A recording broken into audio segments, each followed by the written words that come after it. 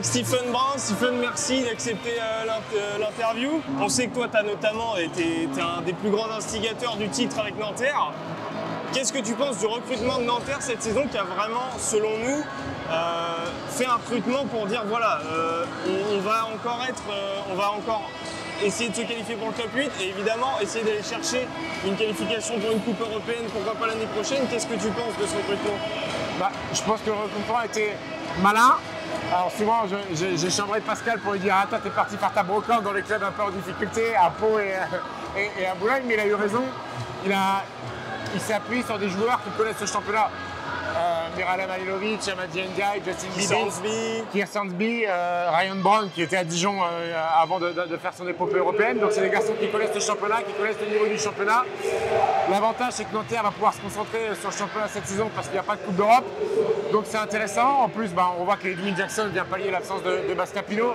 Donc c'est encore un garçon qui revient à Nanterre et qui connaît bien et qui a envie de montrer des choses, Edwin. Donc moi, il me plaît bien cette équipe de Nanterre. Maintenant, Pascal, il vit ça de loin parce que là, il est vraiment concentré sur l'équipe de France. Je pense qu'ils sont restés sur leur fin la saison dernière, un petit peu Nanterre. Ils ont vraiment envie de faire une belle saison et l'équipe me plaît. On parlait d'Eurobasket justement à l'instant. Il y a quelques jours, on a eu un match d'ouverture contre l'Allemagne. C'est plus ou moins bien passé, mais je pense à toi personnellement parce qu'il y a eu le retrait du maillot de Dirk, la légende. Et est-ce qu'il y a plus grand fan de Dirk que toi? Ça t'a forcément fait quelque chose? Oui. Alors même si j'avais déjà fait le deuil de sa carrière, mais c'est vrai que le revoir là en costard, avoir son maillot en équipe nationale retiré, c'est très rare en club. Ouais. On sait qu'aux États-Unis, ils sont très coutumés du fait, mais là, le maillot retiré en équipe nationale, alors oui, ça m'a fait encore quelques émotions, beaucoup moins que sa vraie retraite en NBA et à Dallas. Mais oui, alors, moi c'est un garçon où je me suis levé des nuits entières pour le regarder, pour copier son jeu, pour essayer de se rapprocher un maximum. Alors j'en suis resté très loin. Et ça a été un modèle pour moi, donc forcément j'ai grandi avec lui, donc c'est un personnage qui me touche et qui me tient à cœur. Après je pense qu'il a galvanisé son équipe qui a battu la France, mais les Français ont bien réagi, ils ont battu la Lituanie dans un match important.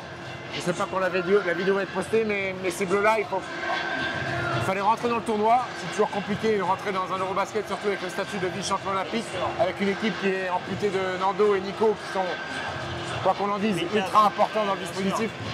Mais cette équipe de France, j'ai envie de l'avoir dans le dernier carré, donc je ne sais pas ce que ça va donner, mais j'ai envie de la pousser parce que j'y crois. Ouais. Écoute, merci infiniment. Merci à vous, c'est très gentil. On tenait aussi à te remercier parce que, mine de rien, on a lancé ce média aussi quelque part grâce à First Team. Il y a tout ce travail-là, donc merci pour tout, à vous. toute la force, et on espère se revoir très vite. C'est gentil, bossez bien, bon courage à vous. Merci beaucoup.